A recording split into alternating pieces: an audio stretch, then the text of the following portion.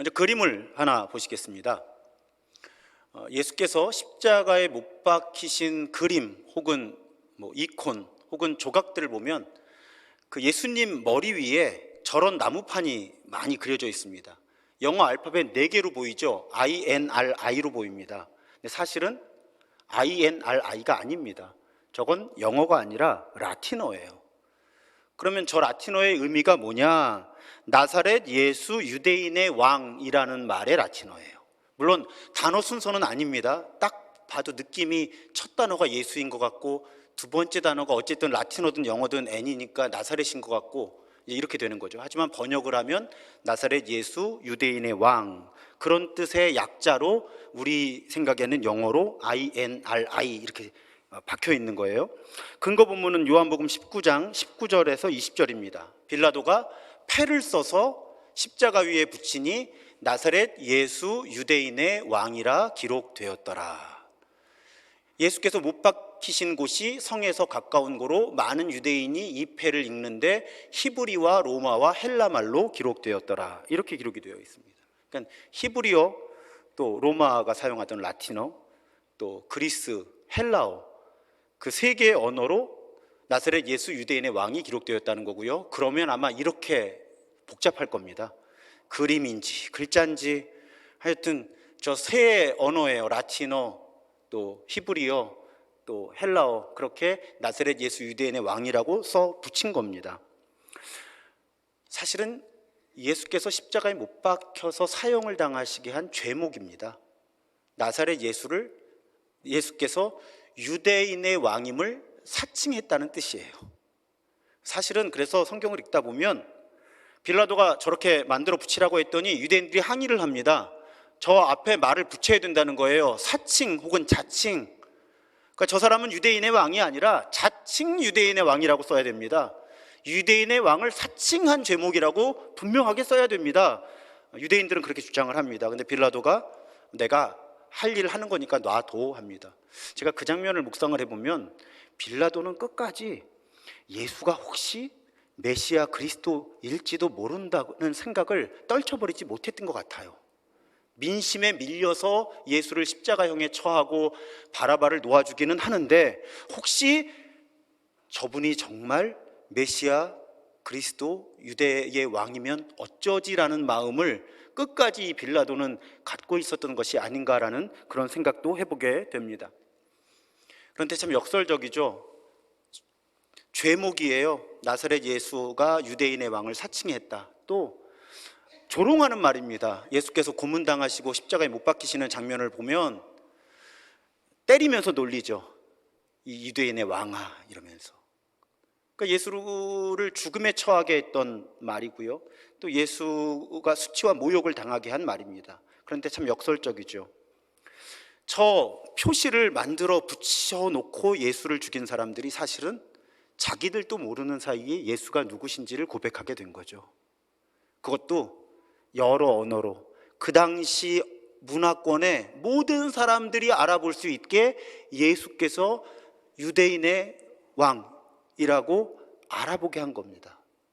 자기들도 모르는 사이에 신앙을 고백해 버린 거죠. 오늘 종려주일에 우리는 예수께서 예루살렘에 입성하시는 장면을 만납니다. 그런데 예수께서는 굳이, 여러분, 나귀고요, 그 나귀의 새끼예요. 어린 새끼. 예수께서는 그 나귀의 새끼를 타시고 예루살렘에 입성하신다 이렇게 되어 있습니다. 왜 그러셨을까? 명백한 의도가 있죠. 스가랴 9장 9절에서 메시아에 대한 예언이 이렇게 이루어지죠. 시온에 따라 크게 기뻐할지어다, 예루살렘에 따라 즐거이 부를지어다. 보라, 너의 왕이 너에게 임하시는데 그는 공의로우시며 구원을 베푸시는데 겸손하기까지 하셔서 나귀를 타신다. 나귀의 작은 것 곧 나귀 새끼다. 그러니까 스가랴서를 통해서 예언된 저 문장 하나만 딱 봐도 왕이 오실 때, 메시아 그리스도가 오실 때, 본래 왕은 좋은 말을 타야 되잖아요. 적토마 이런 거 타야 되는데 나귀를 탄다는 거죠. 그것도 어린 나귀를 타서 이상한 모습으로 그 왕이 너희들 앞에 모습을 드러낼 것이다. 예수께서는 지금 그 예언을 스스로 성취하고 계신 것입니다. 그런데 이 시기가 중요해요. 이때가 6월절입니다. 여러분, 6월절은요, 애굽 제국의 노예 생활을 하던 이스라엘 민족을 하나님이 해방시키신 날이에요. 정치, 경제, 사회, 문화, 종교의 모든 영역에서 억압 속에 있던 이스라엘을 해방시키신 날이 6월절이에요. 그날 누군가가 왕으로 지금 나타나고 있는 거죠. 이 절기에는요, 이스라엘 사람이라면 누구나 빨리 메시아 그리스도가 오셔서, 왕이 오셔서, 옛날에는 이집트 제국의 노예가 되었던 우리를 해방시키셨다면 지금은 로마 제국의 노예가 되어 있는 우리를 해방시켜 주실 것이다 라고 하는 갈망이 굉장히 강한 절기였다는 거예요. 그때 예수님이 어린 나귀를 타고 나타나시는 거죠. 게다가요, 지금 예수님을 환영하는 그 무리들의 겉옷을 바닥에 깔고 종려나무 가지를 흔들면서 환호를 하고 있습니다. 이 장면은 이스라엘 사람들에게는 매우 의미 있는 장면이었어요. 성경에는 기록되어 있지 않지만 신구약 중간기라고 부르는 그 사이, 정확하게는 예수님 오시기 164년 전에, 그때도 이 유대 땅 이스라엘 예루살렘은 여러 이방 민족들의 공격 때문에 항상 어려운 지경이었어요. 그런데 영웅이 나타납니다. 왕이 나타나는 거예요. 유다 마카베우스라는 사람이 나타나서 그런 이방 군대들을 몰아내고, 이방 군대가 들어와서 성전 제사 시스템 다 망가뜨려 놓은 것을 복원하는 거예요. 그리고 예루살렘에 입성할 때 군중들이 겉옷을 바닥에 깔고 종려나무 가지를 흔들면서 그 유다 마카베우스를 환영한 겁니다. 그러니까 이 군중들은 지금 자신들을 해방시키러 오는 왕을 환영하고 있는 거예요. 액션 자체가. 그러니까 예수님이 어린 나귀를 타고 들어가시는 행동, 그리고 사람들이 겉옷을 깔면서 종려나무 가지를 흔드는 행동은 유대인들에게 있어서는 너무너무나 중요한 6월절과 하누카라고 하는 절기, 그 절기는 지금도 유대인들이 지켜요. 하누카라고. 유다 마카베우스가 해방시킨 그 두 절기를 지금 한 장면 안에서 성경이 증언하고 있는 거죠. 그러니까 예수님도 그렇게 자신을 드러내고 있고 군중들도 같은 고백을 하고 있는 거예요. 지금 왕이 오신다. 저 왕이 오시면 우리는 해방될 것이다. 지금 이 행렬은 그 고백을 선포하고 있는 거죠. 근데 문제가 생깁니다. 그 왕이 며칠 못 가서 죽어요. 며칠도 못 가서 체포당하죠. 재판 같지도 않은 재판을 당하고 고문 끝에 인간이 감당할 수 있는 가장 비참하고 인간 대우 안 하는 십자가 사형을 당하는 거죠. 왜 그랬을까요? 왜? 한 사건이 6월절에 대한 기대감과 하누카에 대한 기대감까지를 묶어서 이제 왕이 오신다, 이제 우리에게 자유가 주어질 것이다 라고 하는 기대치를 이렇게 끌어올려놨는데 왜 그 왕이 며칠 못 가서 죽을까요? 사람들이 호산나를 외칩니다. 호산나라는 말의 뜻은 이제 구하옵소서, 이제 우리를 구원해 주십시오라는 말이거든요. 이제 왕이 오신다, 우리를 구원해 주실 것이다 라고 외쳤던 사람들이 아주 단순화시키면 며칠 못 가서 십자가에 못 박아라, 십자가에 못 박아라 소리 지르게 된다는 거예요. 왜 이런 비극이 일어났을까? 사실은 예수께서 십자가를 위해서 예루살렘에 입성하시는 아까 묘사해드렸던 그 장면에 이미 힌트가 있습니다. 이번 십자가 묵상 기도회 기간 동안에 매일 다른 그림을 보실 텐데, 오늘 보시는 그림은 알브레이트 뒤러라는 분이 순환 목판화라는 작품집을 만들었고요. 거기에 그리스도의 예루살렘 입성이라고 하는 판화예요. 근데 저 그림에 보시면 예수의 몸하고 밑에 있는 나귀, 어린 나귀를 한번 보세요. 안 어울리잖아요. 자, 예수의 모습은 왕의 모습입니다. 아우라가 보이죠. 왕의 아우라가 보입니다, 진짜. 그런데 그 예수를 모시고 있는 저 어린 나귀, 너무 초라하죠. 예수님이 발만 내려도 발이 땅에 끌릴 것 같아요. 여러분, 균형이 맞질 않아요. 어색해요. 어울리지 않아요. 그러니까 우리가 잘 생각해야 해요. 스가랴서에서 너희에게 메시아 그리스도 왕이 오실 텐데 그 왕이 나귀, 그것도 어린 나귀 새끼를 타고 들어갈 것이다라는 말은 사실은 매우 중요한 메시지를 담고 있었습니다. 분명히 왕이 오실 거야. 메시아 그리스도가 너희에게 오실 거야. 그래서 너희에게 자유를 주실 거야. 너희를 해방시키실 거야 라고 예언되어 있지만 그 왕은 너희들이 기대한 모습으로 나타나지는 않을 거다. 이미 스가랴서에서 그 예언을 해주고 있었던 거예요. 그리고 실제로 사람들이 예수 그리스도를 십자가에 못 박은 이유는 당신은 나의 왕이 될 수 없어. 당신은 우리의 왕이 될 수 없어 라고 단정해 버렸기 때문입니다. 예수는 당시 사람들이 기대했던 왕의 모습이 아니었기 때문이에요. 여러분, 한번 특히 종교 지도자들의 입장을 생각해 보죠. 예를 드는 거니까 너무 날카롭게 생각하지 마시고요. 만약에 지금 예수께서 이 땅에 오시는데, 대한민국에 오시는데 모든 교단의 지도자들, 한국교회를 대표한다는 목사님들, 큰 교회 목사님들 다 안 만나고요, 그분들한테는 이 독사의 자식들아라고 외치면서 이름 없는, 빛도 없이 그냥 묵묵하게 예배하고 헌신하는 그리스도인들만 만나고 다닌다고 생각해 보세요. 과연 오늘날 교계 지도자들이 그 예수님을 잘 받아들이실 수 있을까? 제가 잘 모르겠습니다. 자, 유대인들의 종교 지도자들, 유대교인들의 입장에서 메시아 그리스도가 오시면 본인들을 존중해 주셔야죠. 그래야 되지 않겠습니까? 먼저 자기들이 가지고 있는 종교 기득권을 인정해 주셨어야죠. 자신들하고 손잡고 로마 제국에 저항을 하든 해야지, 당시 종교 기득권자들을 무참하게 짓밟으시잖아요, 예수님이. 우리 복음서 통독하시면서 보셨잖아요. 그 사람들이 자신들이 기대했던 메시아 그리스도가 아닌 거죠. 받아들일 수 없는 겁니다. 그 예수는 급기야 고난주간에 어떤 일을 하십니까? 성전에 들어가셔서 제사 시스템을 비록 단시간이지만 마비시키시잖아요. 그리고 이 성전 다 무너질 거라고 말씀하시잖아요. 그런 메시아, 그런 그리스도, 당시의 종교 지도자들은 절대 받아들일 수 없었던 겁니다. 그래서 예수를 제거하기로 하죠.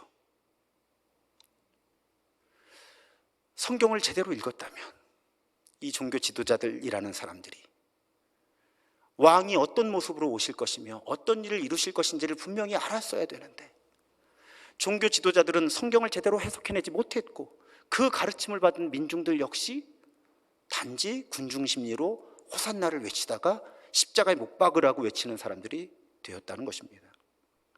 자, 종교 지도자들이 작전을 펼칩니다. 일단 정치적인 작전을 펼치죠. 어떤 작전? 예수께서 유대인의 왕이라고 하는 표현을 정치적인 표현으로 쓱 바꿔버리죠. 그래서 로마 정부로 하여금 예수를 쿠데타를 일으킬 인물로 인지하게 만듭니다. 이것이 종교 지도자들이 한 일이에요. 또 다른 방향의 작전을 합니다. 이건 종교적인 작전이에요. 자기 말을 잘 듣는 교인들한테 저 예수는 메시아 그리스도, 우리의 왕이 아니다라고 가르쳐주는 거죠. 작전이 성공합니다.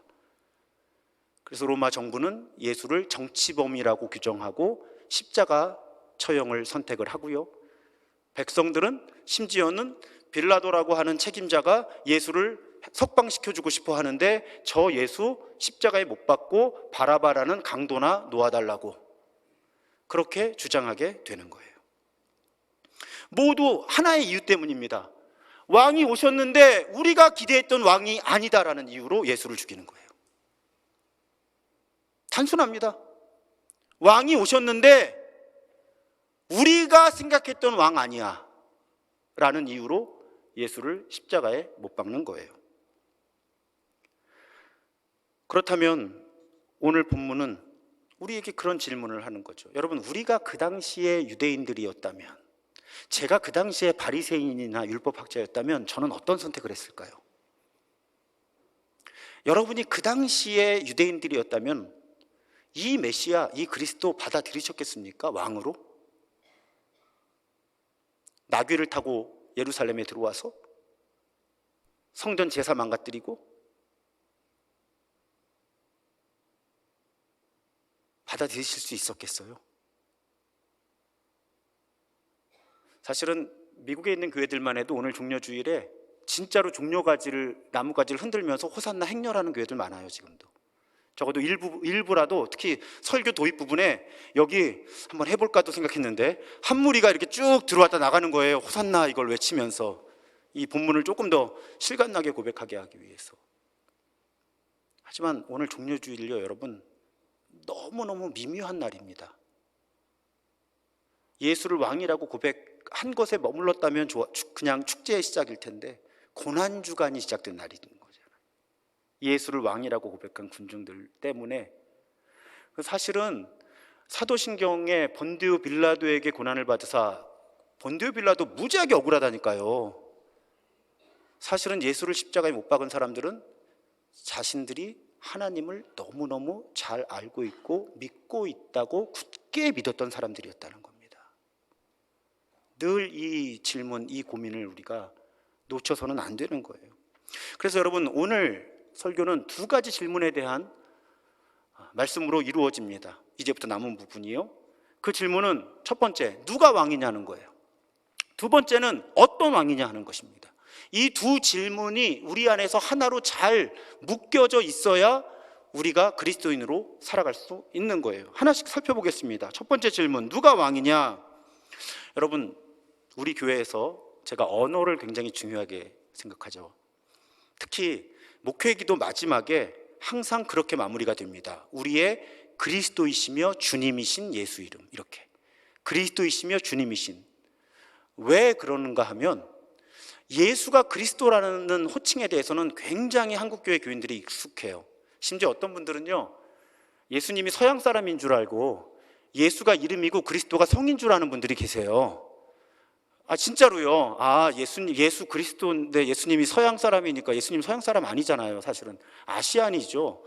그런데 그 이름을 예수가 이름이고 그리스도가 성이라고 생각하는 분들이 실제로 계신 거예요. 그리스도라는 말은 구약의 메시아죠. 신약의 그리스도, 히브리어, 헬라어. 우리 교회에서는 자주 말씀드립니다. 왜냐하면 이게 무슨 뜻인지도 모르고 쓰는 분들이 너무 많아서. 그러니까 그리스도라는 말은 호칭인데 구약의 메시아예요. 기본적인 뜻은 무엇입니까? 기름 부음을 받은 사람이라는 뜻이에요. 기름 부음을 받은 사람. 그래서 의역을 하면 하나님이 누군가에게, 어떤 존재에게 특별한 사명을 주시려고 그때 왕, 제사장, 선지자들이 기름 부음 받았거든요. 구약시대에. 그래서 하나님께서 직접 기름을 부으셔서 이 세상에 하나님의 나라를 이루기 위해 보내는 존재가 메시아 그리스도인 거예요.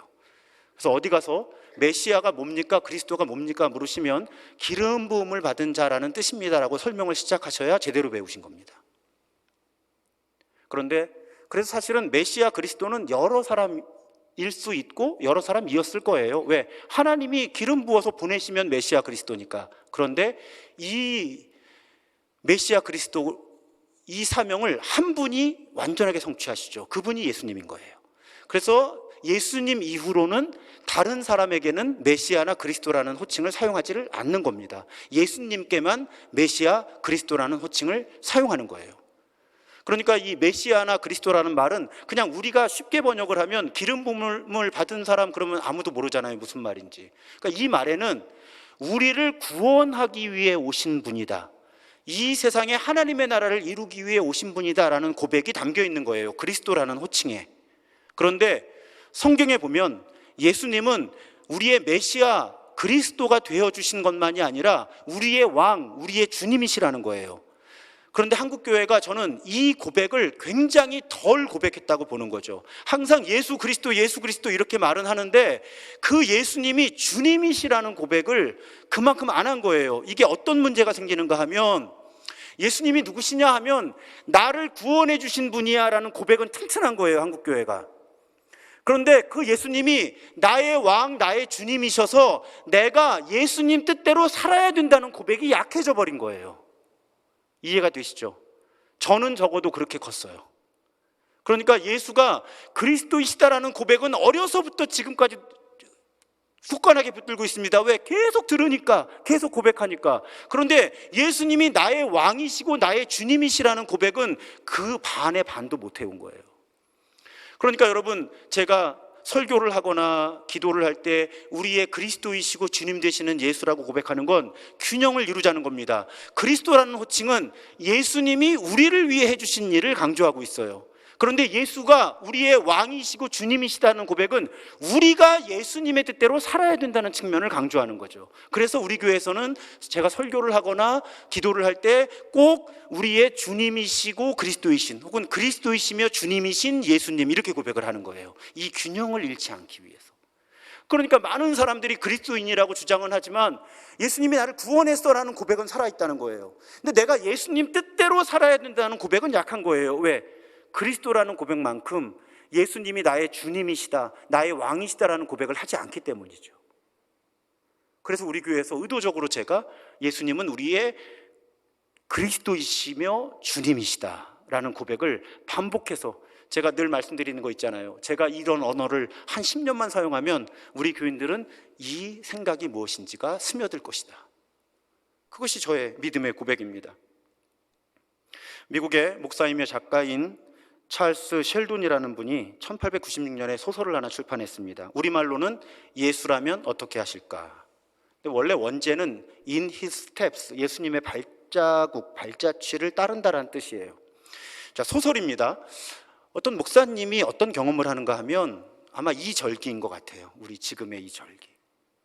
그때 교회가 예배를 드리는데 너무 은혜스러운 거예요. 특히 성가대 악기 해가지고 회중들까지 너무 아름다운 찬양을 불렀는데 그 찬양의 제목이 주님의 발자취를 따르겠다라는 그런 가사였던 거죠. 그래서 그렇게 예배를 드리고 이 목사님은 너무너무 우리 교회가 훌륭한 교회고 이렇게 만족하고 계신 거예요. 그때 누가 찾아오죠. 찾아온 사람이 묻습니다. 도대체 당신들이 예수의 발자취를 따른다는 게 뭡니까? 이렇게 묻는 거예요. 찬양은 잘합디다. 예수님 따라 살겠다고? 예수님의 발자국을 따라가겠다고? 근데 도대체 예수님의 발자취를 따라가겠다고 예수를 따라 산다는 게 뭡니까? 라고 누가 묻는 거예요. 왜냐하면 이분이 극단적인 어려움 속에서 아내도 잃고 본인도 고통스러운 삶을 살아가는데 자기 주변의 그리스도인들이 자기에게 행한 행동들이 오히려 본인에게 상처와 아픔만 되는 거죠. 소설 속에서요. 그래서 이분이 도대체 당신들이 예수를 따라 살겠다고, 예수님의 발자취를 따르겠다고 하는 그 고백의 의미가 뭡니까? 하고 그 자리에서 죽어요. 이 목사님이 충격을 받는 거예요. 주님의 발자취를 따른다는 찬양을 너무 아름답게 드리고 그런 예배를 드리고 우리 교회 너무 좋은 교회야, 우리 교인들 너무 훌륭해 이러고 있는데 이 질문을 이런 상황 속에서 그런 사람한테 받으니까 정말 심각한 영적인 충격을 받게 된 거죠. 그래서 교인들에게 그런 제안을 합니다. 자, 1년의 시간을 정해서 이제부터 1년 동안 예수님이라면 어떻게 하실까라고 질문하지 않고는 아무것도 하지 않겠다고 서약하는 사람들을 찾습니다 하고 모집을 하는 거예요. 그러니까 예수님이라면 어떻게 하실까를 질문하고 어떤 생각이 주어지면 결과가 어떻든지 의식하지 않고 그렇게 살아보는 실험을 할 사람을 모집하는 거예요, 목사님이 교회에서. 우리가 예수님을 따르겠다고, 예수님의 발자취를 따라 살겠다고 찬양을 하고 설교하는 사람들인데 한번 정말로 예수님이라면 어떻게 하실까를 우리 일거수일투족에 한번 적용해 봅시다. 저도 당연히 이 그룹에 지원하겠습니다 하고 사람을 모은 거예요. 사람들이 모입니다. 여러분, 어떤 일이 일어났을까요? 아주 큰 혼란이 일어나는 거예요. 직장 잘리는 건 일도 아니에요. 그렇게 했더니 예수님이라면 어떻게 하실까 하고 직장에서 행동을 했더니 직장 잘리는 건 일도 아닌 거예요. 근데 그런 실험을 하는 거죠. 많은 반대와 저항에도 불구하고 그런 실험을 하는 사람들의 간증, 혼란과 간증이 이 소설의 나머지 부분을 차지합니다. 그리고 소설이에요. 그 예수님이라면 어떻게 하실까라는 질문을 기준으로 살아가자는 운동이 강한 어떤 혼란과 저항에도 불구하고 그 지역사회를 조금씩 변화시켜가는 모습들이 나타나기 시작을 하는 겁니다. 1년이라는 시간이 지나니까. 그리고 이 소설의 마지막에서 그 주인공 목사님이 이런 질문을 던지죠. 만일 이 도시에서, 그러니까 한 교회가 지금 실험을 한 거잖아요. 한 교회가 아니라 이 도시에서 모든 교인들이 예수님이라면 어떻게 하실까라는 질문에 대한 양심의 대답에 따라 매사를 처리해 나간다면 과연 어떤 결과가 나타날 것이냐. 저는 이런 실험 못합니다. 겁나서 못하겠어요. 저보고 신도중앙교회 떠나라고 하시면 어떻게 감당해요, 제가? 저 겁나서 못하겠어요. 하자고 못해요. 너무 걱정하지 마세요. 저 이런 거 하자고 할 만큼 믿음 좋은 목사가 못 됩니다. 근데 여러분, 한 가지는 분명해요. 소설이기는 한데요, 정말 우리 교인 다도 아니고요, 그냥 지금 여기 함께 예배드리고 있는 사람 다도 아니고요, 반의 반만 정말 예수님이라면 어떻게 하실까라는 질문을 기준으로 살아가면요, 분명히 세상은 달라집니다. 우리가 못하는 거죠. 그래서 오늘 종려주일에 주님께서 그 종려주일 사건을 통해서 우리에게 물으시는 거예요. 누가 왕이냐고. 내가 왕이냐고, 네가 왕이냐고. 한때 한국 젊은이들 사이에, 크리스천 젊은이들 사이에 WWJD가 새겨진 팔찌를 하는 것이 유행이었던 때가 있습니다. 저도 저런 팔찌 하고 다녔어요. What would Jesus do? 예수님이라면 어떻게 하실까라는 영어 문장의 약자였어요. 저도 하고 다녔었어요. 물론 우리가 그렇잖아요. 잠시 유행하고 금방 사라지죠. 얼마나 부담스러운지 아세요? 여러분, 저 팔찌하고 다니면? 그런데 종려주일에 일어난 사건은 우리에게 묻는 거예요. 네가 그리스도인이지? 내가 너의 왕이냐? 네가 너의 왕이냐? 주님께서 우리에게 물으시는 겁니다. 하지만 두 번째 차원의 질문이 더 중요해요. 이제부터 잘 들으셔야 돼요. 잘못 들으시면 시험에 드십니다.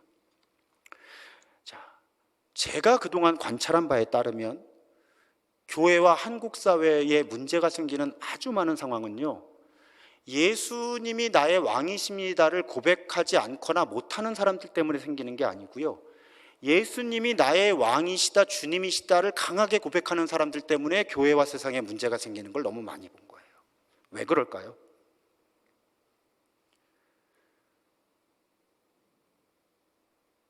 진짜 예수님이 아니고 자기가 만든 예수님을 너무 잘 믿어서 그래요.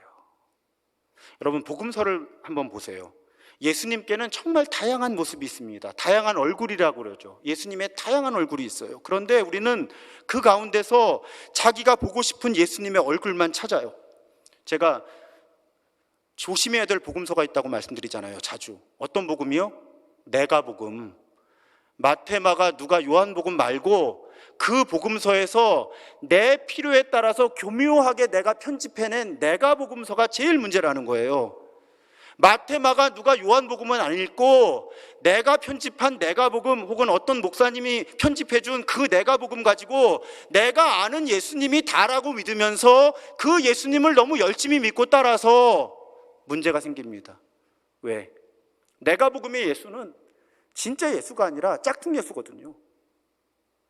근데 그 짝퉁 예수를 진짜 예수라고 믿으면서 따르니까 엉망이 되는 거예요. 개인의 삶도 엉망이 되고 교회도 엉망이 되는 겁니다.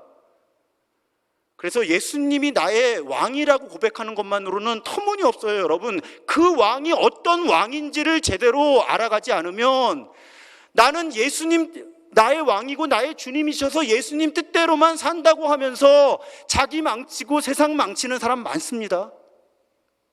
우리 교회는 적어도 이 두 가지 질문을 함께 묶어낼 수 있는 교회여야 된다고 담임 목사로서 믿는 거예요. 예수님이 나의 왕, 나의 주님이시라는 고백만 가지고 안 돼요. 그 예수가 어떤 예수냐는 거예요. 그 질문 앞에 진지하지 않으면요, 우리 예수 이름으로 나 망치고 세상 망쳐요. 교회 망치고요. 그런 일들은 지금도 계속 이 땅에 일어나고 있습니다. 강아지똥이라는 문학 작품 들어보셨어요? 이건 아실 것 같아요. 몽실 언니. 자, 이런 작품으로 우리에게 잘 알려져 있는, 지금은 소천하셨죠? 아동문학가 권정생 선생이라는 분이 계십니다. 이분이 교회 집사였어요. 근데 안수 집사가 왜 못 됐는가 어떤 책에 보니까 결혼을 안 해서 안수 집사를 안 시켰다고, 그 시대에는. 그래서 어쨌든 평생을 그리스도인으로 사신 거예요. 그분이 쓰신 책 가운데 우리들의 하느님이라는 책이 있습니다. 저는 우리 교인이 저에게 선물해 주셔서 읽었어요. 그분이 그 책에서 기록한 글을 지금 읽어드릴 텐데 불편하실 거예요. 표현이 거칠어요. 그런데 어쨌든 이분이 신실한 그리스도인으로 평생을 살아가신 거예요. 그러면서 하나님과 교회를 너무 사랑하고 걱정해서 이런 거친 표현을 쓰신 거니까 여러분 혹시 불편하시더라도 큰 뜻으로 받아들여 주셨으면 좋겠습니다. 그분의 글이에요. 그분이 이렇게 표현합니다. 기독교 2000년 역사 가운데서 예수님은 많이도 시달려왔다. 한때는 십자군 군대의 앞장에 서서 전쟁과 학살에 이용당하기도 하고, 천국 가는 입장료를 어마어마하게 받아내는 그야말로 뚜쟁이 노릇도 했고, 대한민국 기독교 100년사에서는 반공 이데올로기의 선봉장이 되어 무찌르자 오랑캐를 외쳤고, 더러는 땅투기꾼에게, 더러는 출세주의자들에게 얼마나 이용당하며 시달려 왔던가. 과장일 수 있고 불편할 수 있지만 큰 틀을 잘 받아들여 주셔야 돼요. 오늘 설교의 맥락에서. 여러분, 예수가 나의 왕, 나의 주님이라고 고백하는 것만으로는 부족할 뿐 아니라 큰 문제가 일어날 수 있는 거예요. 도대체 그 예수는 누구냐는 거죠. 도대체 그 예수님의 뜻이 뭐냐는 거예요.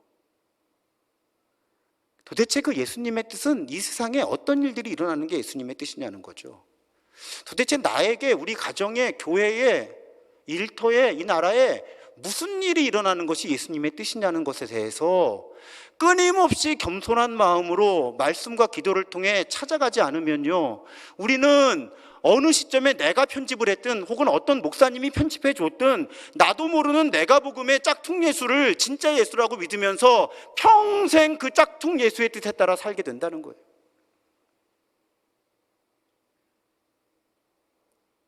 종려주일의 군중들이 그랬던 거죠. 왕이 오신다. 우리가 기대했던 왕이 아니네? 그리고 죽여버리는 거죠. 예수를 진지하게 잘 알아가고 잘 따라가지 않으면 신앙이 우리를 죽이는 거예요. 신앙이. 이건 이단 사이비에만 나타날 수 있는 문제가 절대 아니고요. 제가 담임 목사로서 얼마나 이 문제가 저에게 신중하고 조심스러우면 설교 시간에 이 얘기를 하겠어요. 담임 목사인 저부터 너무너무 조심스러운 거예요. 매일 기도에 그 설교, 매일 새벽 5시 반에 하는 그 설교 한 편 끝나고 나면 얼마나 고통스러운지 몰라요. 기도도 못해요. 왜 고통스러울까요? 하나님, 제가 정말 하나님을 전한 것입니까? 하나님, 제가 정말 하나님의 말씀을 전한 것입니까? 라는 그 두려움, 그 고통 때문에 설교하고 나면 굉장히 힘든 시간을 지나야 돼요. 근데 여러분, 그 힘든 시간이 있어서 제가 목회하는 거예요. 제가 만약에 어느 날 제가 하는 설교를 가벼이 여기기 시작한다면 제가 목회를 그만둬야 되겠죠. 제가 아는 예수가 진짜 예수라고 확 믿어버리면 저도 편해요. 여러분들한테도 이게 예수님 뜻이라고 저게 예수님 뜻이라고 다 아는 것처럼 굴면 목회가 편해질지 모르겠습니다. 그렇지가 않은 거예요. 저도 죽을 때까지 예수님을 알아갈 거고요, 여러분도 죽는 날까지 예수님 알아가야 되는 거예요.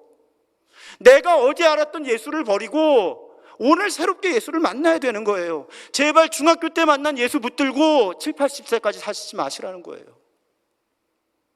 그 예수 오늘 새롭게 만날 수 없다면 그 예수가 우상이에요.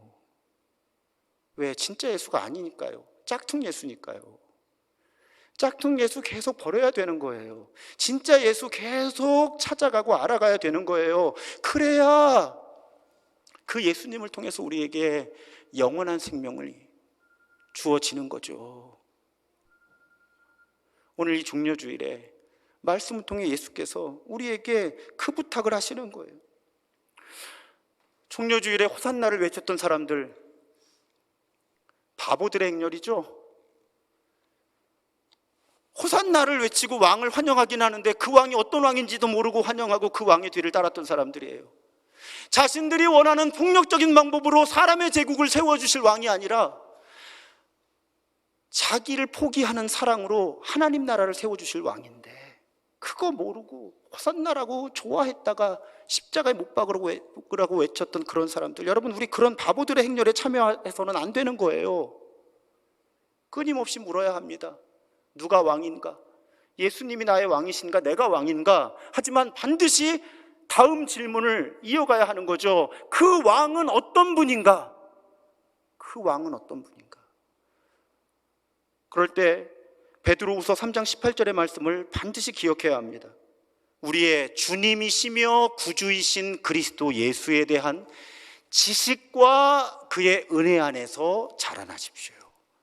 지식과 그의 은혜, 여러분 두 가지를 잘 붙드셔야 되는 거예요. 은혜만 추구하면 짝퉁 예수 열심히 믿게 되는 거예요. 지식만 추구하면 죽은 지식 붙들고 사는 겁니다. 그를 아는 지식과 그의 은혜 안에서. 그래서 우리는 늘 기도하며 말씀을 읽어내는 거죠. 늘 읽는 말씀도 내가 혹시 잘못 읽어내지 않았는가 다시 읽는 거죠. 다시 묵상하는 거예요. 그러면서 죽는 날까지 예수를 알아가고 그 예수를 따라 살고 그 예수를 닮아가고 그 예수와 끊임없이 친밀한 사귐의 길을 걷는 거예요. 그것이 그리스도인의 정체성입니다. 이건 그렇게 해도 좋고 안 해도 좋은 게 아니고요. 그래야 그리스도인인 거예요. 사랑하는 여러분, 이 고난주간을 지나면서 그렇게 그리스도를 아는 지식과 그의 은혜 안에서 자라나겠다고 그렇게 새롭게 다짐하는 우리가 되었으면 좋겠습니다. 그래서 이 고난주간을 지나 부활절에 이를 때는 아까 고백했던 대로 우리 가운데 죽어야 할 부분들 깨끗하게 죽고 예수님과 함께 새로운 내가 태어나는 그런 은혜 가득한 절기 함께 보내기를 주님의 이름으로 축복합니다.